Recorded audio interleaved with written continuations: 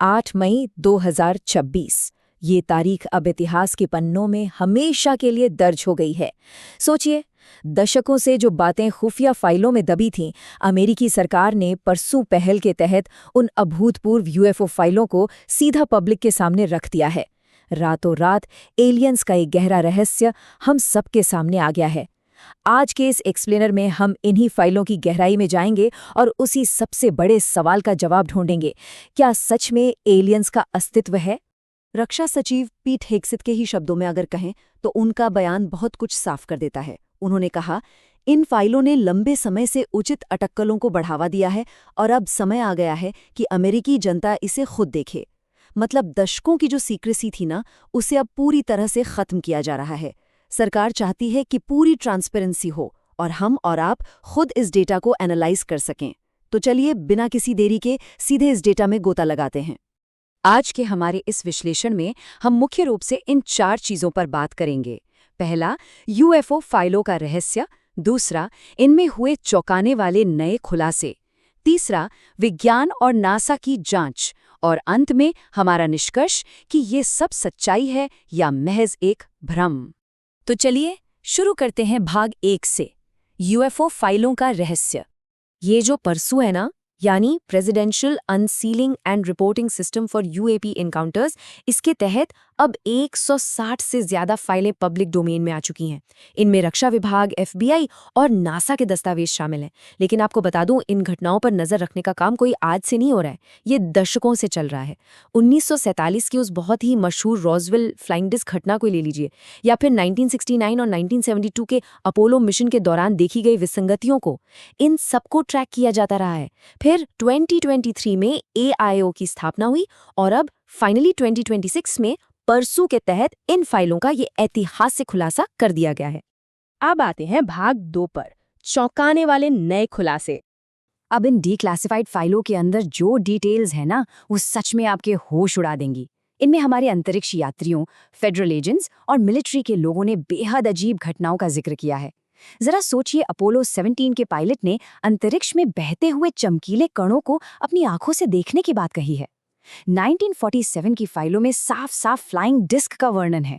और तो और एफबीआई की कुछ फाइलों में तो यूएफओ से बाहर निकलते हुए 4 फुट लंबे जीवों का भी उल्लेख किया गया है। एक दूसरी रिपोर्ट में 8 कोनों वाले तारे के आकार के स्ट्रक्चर का जिक्र है, जो बिल्कुल किसी जिंदा जीव की तरह घूम रहा था।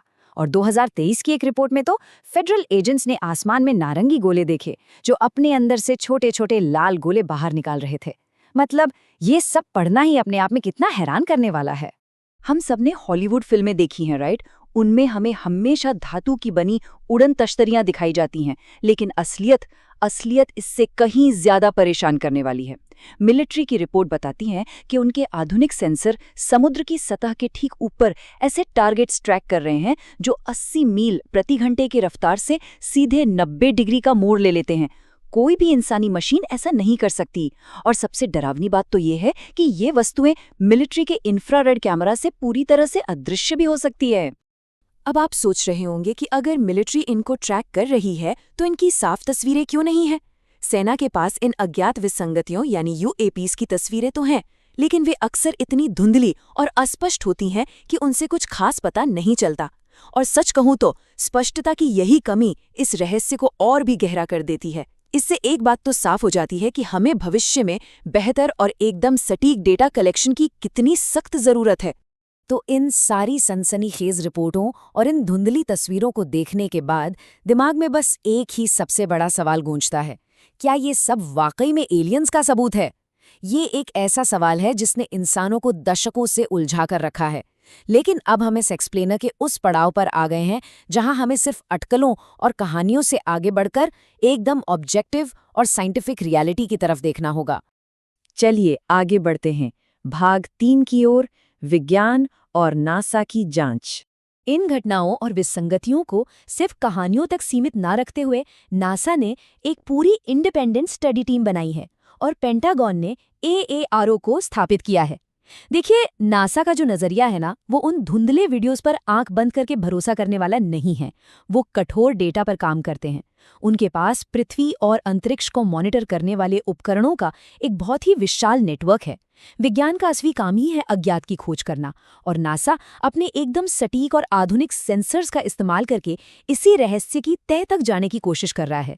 एक बात जो हमें यहाँ बहुत ही क्लियरली समझनी होगी, वो ये है कि आसमान में दिखने वाली हर अजीब चीज़ एलियन का स्पेसशिप नहीं होती। ज़्यादातर मामलों में इन घटनाओं के पीछे बहुत ही साधारण सी वजह होती हैं, जैसे कि मौसम नापने वाले गुब्बारे। आपको 1947 की वो फेमस रोजवेल घटना याद है, जिसे सबने फ्लाइंग डिस्क्स मान लिया था। बाद में जब उसकी ठीक से जांच हुई तो पता चला कि वो असल में एक हाई ऑल्टीट्यूड निगरानी गुब्बारा था। तो हर बार एलियन थियरी सच नहीं होती। और फिर हमारी अपनी प्रकृति भी तो कितनी रहस्यमयी और खूबसूरत है।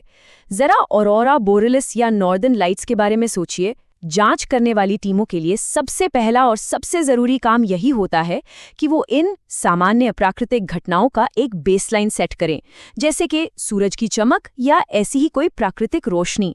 जब हम इन आम चीजों को पहचान लेंगे, तभी तो हम उसे अलग कर पाएंगे जो वाकई में असामान्य या अनोखा है। सच्चाई तक पहुंचने के लिए नासा की स्ट्रैटेजी एकदम कट टू कट है। वो अपने उपकरणों का बहुत ही सटीक कैलिब्रेशन कर रहे हैं। इतने बड़े डेटा सेट को खंगालने के लिए वो आर्टिफिशियल इंटेलिजेंस और मशीन लर्निंग जैसे टूल्स का भरपूर इस्तेमाल कर रहे हैं।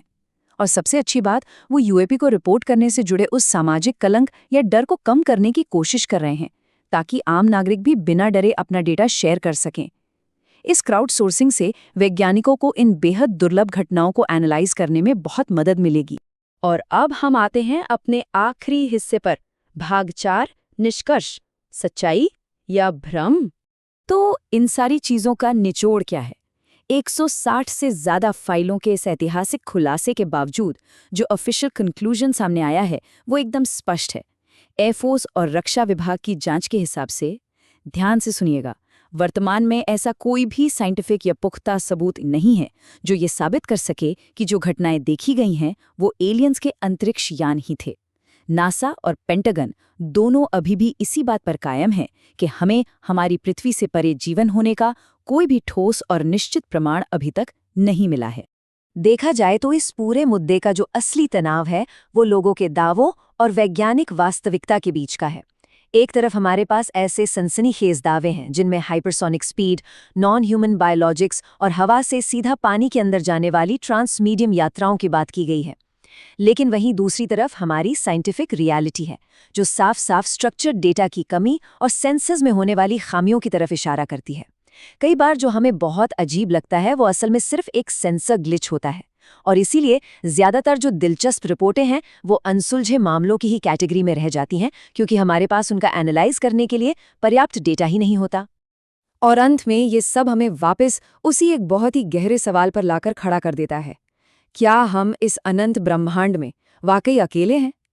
भले ही इन फाइलों से हमें एलियंस के दरवाजे पर आकर खड़े होने का कोई सीधा सबूत ना मिला हो, लेकिन इस ऐतिहासिक खुलासे ने एक बहुत बड़ा काम किया है। इसने सारा का सारा डेटा सीधा आपके और हमारे हाथों में सौंप दिया है। अब हम खुद इसका अध्ययन कर सकते हैं। विज्ञान का तो काम ही है इस अज्ञात की खोज करना, और इन हालिया खुलासों ने उस वैज्ञानिक खोज को और भी ज्यादा प्रासंगिक बना दिया है। सच चाहे जो भी हो, आसमान की ओर देखने का हमारा नजरिया अब यकीनन हमेशा के लिए बदल चुका है।